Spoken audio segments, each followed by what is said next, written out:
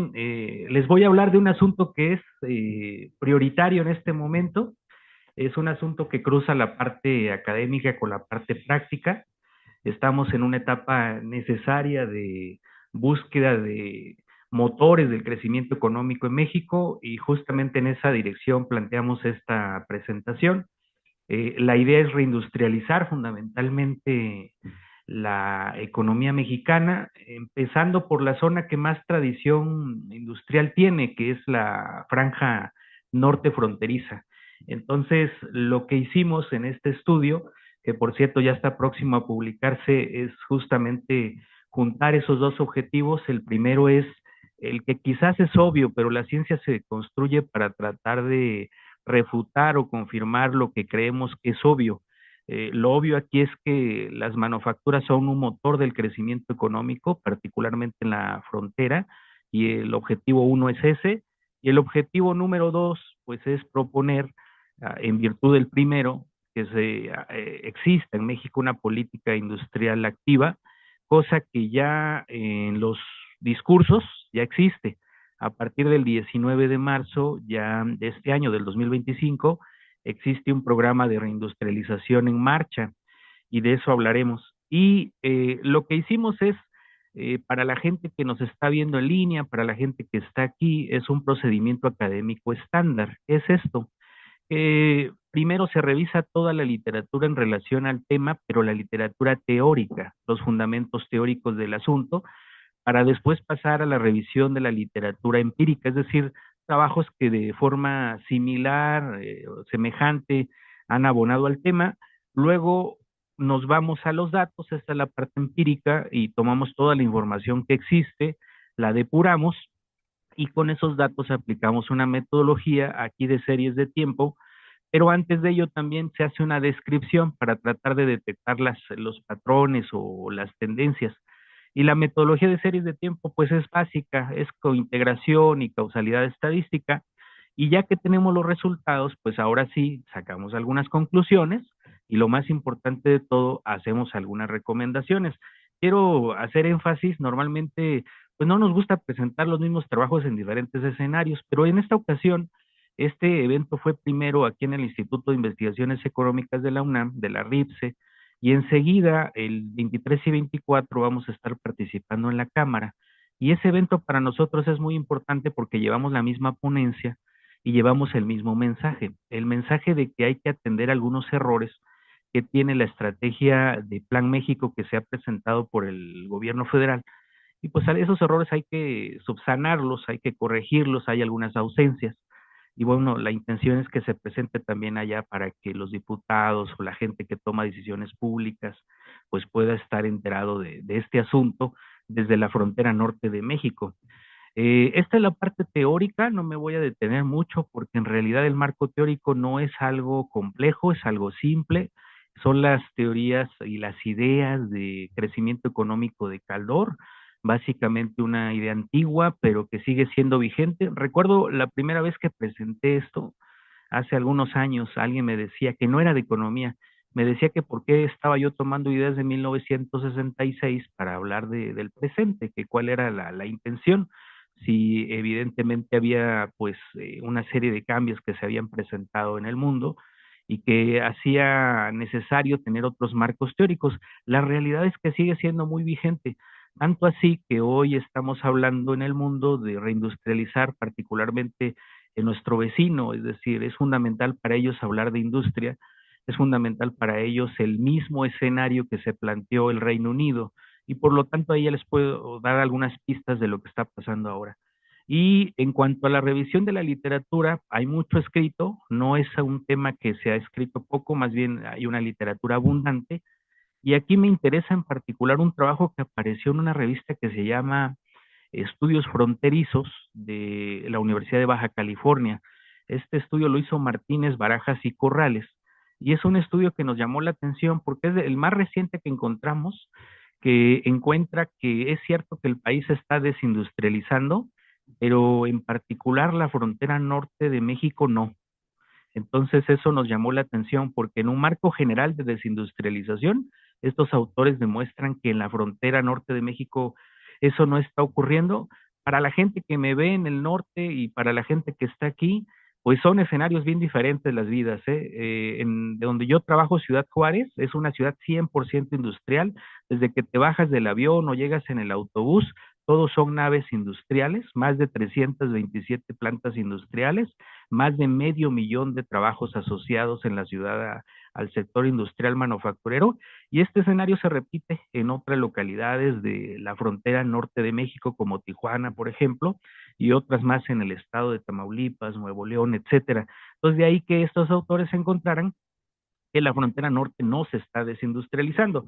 Los datos que nosotros utilizamos son los datos del índice trimestral de la actividad económica estatal, y son datos que son del 2003, primer trimestre, al 2024, cuarto trimestre, y tomamos los datos del sector manufacturero y tomamos los datos también pues, del total de la actividad económica para las 6 entidades. Ya mencioné 3, le sumaríamos Sonora, le sumaríamos Coahuila, a estas que he mencionado, y bueno, son las 6 las que nosotros estamos tomando en cuenta.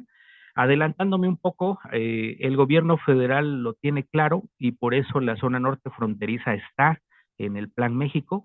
Y aquí lo que voy a estar pasando son las correlaciones que existen entre las series, son muy altas. Como pueden ver, la primera pues es Baja California, lo voy a ir pasando geográficamente. Este es el caso de Sonora, y luego el caso de Chihuahua, y luego también tendríamos el caso de Coahuila, y luego Nuevo León, acercándonos al final el caso de Tamaulipas.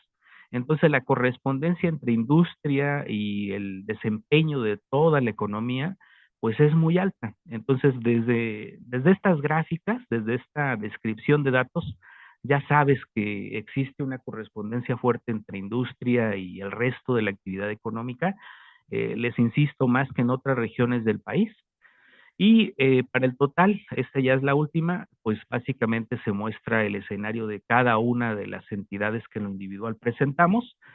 Y ahora sí, hagamos el ejercicio econométrico para estas entidades, y lo que hacemos son estos pasos que están ahí, son muy estándar, les digo, básicamente se revisa el orden de integración, se estiman los rezagos óptimos, se valora la cointegración, no la hay en este caso, entonces se estima un modelo VAR, y ese modelo VAR se le hacen algunas pruebas diagnósticas, justo es decir, que no pasa todas las pruebas diagnósticas, no hay manera de que una estimación econométrica sea perfecta, siempre algo falla, en este caso falló la normalidad de los residuos, en consecuencia esa no fue superada, pero las otras dos sí, y la gente que evaluó dijo, bueno, pues no pasa nada, se puede sacar una conclusión a pesar de esa situación, y se hace una estimación de causalidad en el sentido de toda Yamamoto, y eso nos da el resultado. Miren, o sea, no hay que complicarse mucho, el resultado, la parte superior dice, oye, la manufactura en la frontera es causa o no es causa, y el resultado estadístico es que sí es causa. El resto de la actividad es causa o no es causa, el resultado es que no es causa. Entonces, básicamente lo que tienes es una relación unidireccional, al menos con estos datos, al menos con la característica de estos datos, en el sentido de que sí, la manufactura causa al resto de la actividad económica, pero no ocurre lo mismo a la inversa. Si haces algunos cambios, justo es decir, que este resultado puede cambiar, y que a veces lo que encuentras es una relación bidireccional. Pero finalmente el mensaje que nosotros queríamos dar es que efectivamente las manufacturas se verifica que son importantes, se comprueba lo que el sentido común tiene pensado, está teniéndolo sobre la mesa, y por lo tanto podemos ir a lo que queremos, que es en términos de política pública. En nosotros en Ciudad Juárez, en la universidad, estamos convencidos de que la ciencia debe de tener un fin práctico, independientemente de la polémica que eso pueda generar. Para nosotros el fin de la universidad es servir a la sociedad. Y entonces el resultado de esta investigación tiene una finalidad práctica, que es presentar los elementos de política pública. Esto que está aquí coloreado es el Plan México. El Plan México lo he escuchado en diferentes foros, este no es el primero que me presento. Hace unos días estuve en el Centro para Estudios de América Latina, de aquí mismo de la UNAM, y les comentaba a los colegas que el Plan México me suena algo viejo, es decir, es algo que ya se presentó en los 80s, que ya se presentó en los 70s, Son ideas que siempre se han manejado, pero también hay otras que son estas que sí son nuevas, que no se están incorporando, que tienen que ver con la parte de lo que está descuidado el Plan México. Lo primero es que el Plan México en ningún lado está establecido que sea de largo plazo, es decir, solo en el discurso, pero se tiene que pasar del discurso a los hechos y hay un mecanismo legal para hacerlo y este es a través de un mecanismo constitucional. Actualmente hay un mecanismo constitucional de planeación sexenal, entonces hay que incorporar ahora la figura de Plan México para que sea por mucho más tiempo y no solo por 6 años y sea una estrategia de largo plazo.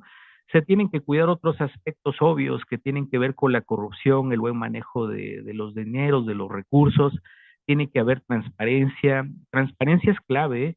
Ustedes y yo como contribuyentes y como parte de los afectados de la política pública tendríamos que saber qué es lo que se está haciendo con el dinero y dónde se están teniendo éxitos y dónde se están teniendo fracasos. Entonces lo que proponemos es que haya transparencia y que se nos diga lo que sí funciona y lo que no funciona y entender que a pesar de que mucho de lo que se hace no funciona y se haga público que no funciona y no solo nos digan todo lo que está funcionando, el programa de Plan México continúe, es decir, no se tiene por qué dar marcha atrás, porque la historia económica nos demuestra que se tiene que seguir insistiendo a pesar de que las cosas inicialmente no estén marchando como lo habíamos planteado.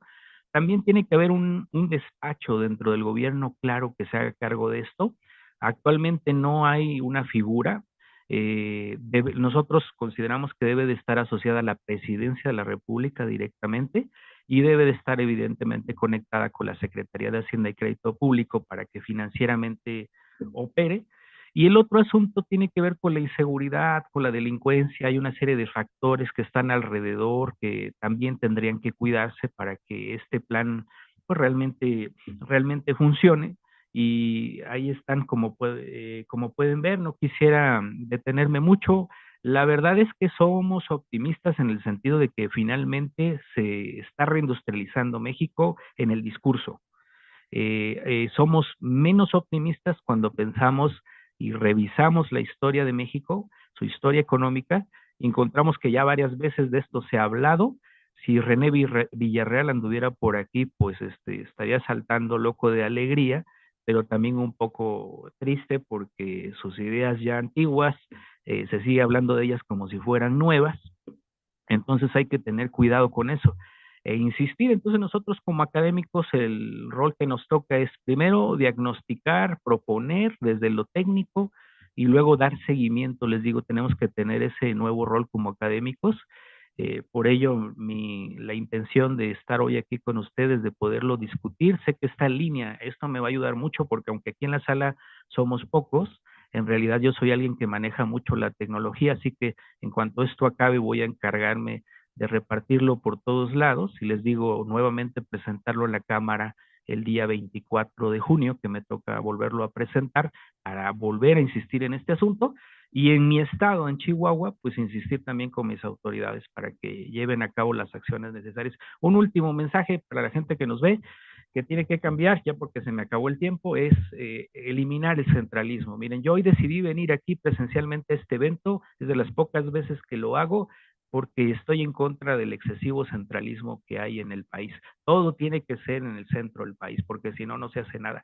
Si eso no cambia, no tenemos escapatoria, es decir, no vamos a crecer nunca, porque siempre van a creer que las decisiones solo se toman en el centro del país y eso es un grave error para los próximos años si lo seguimos haciendo igual. Entonces hay que pensar en las regiones y hay que pensar en provincias. Muchas gracias.